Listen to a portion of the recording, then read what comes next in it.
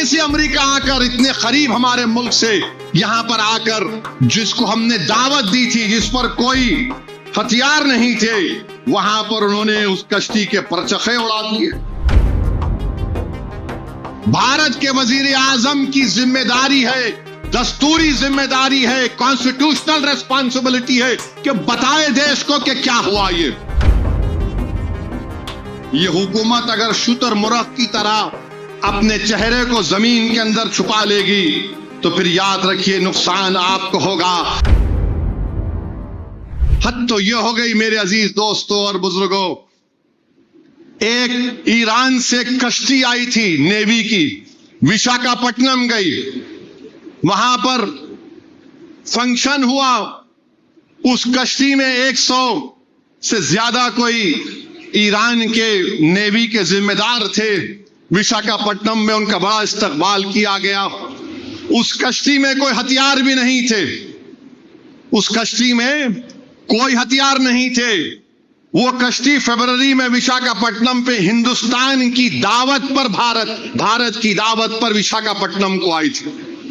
वो निकलकर Indian ocean जो बहते हैं, बहरे हिंद, वहां से जा रही थी।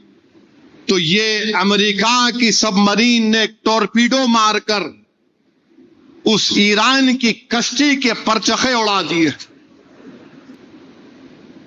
वहां नहीं है, ईरान की टेरिटरी में नहीं है, इंडियन ओशन में है। सबमरीन से टॉर्पीडो मारकर श्रीलंका के करीब हैं। मीडिया ने लिखा, जरा अबलाग से मालूम हुआ कि 80 से ज्यादा उस जो वहां पर उस कश्ती पर थे वो हलाक हो गए। आप बताइए, मैं पूछना चाह रहा हूं जो कह रहे हैं कि 25 करोड़ को निकाल कर फेंक दो, जालिमों, अगर वो चीन की कश्ती इतनी करीब आ जाती तो तुम क्या करते बताओ?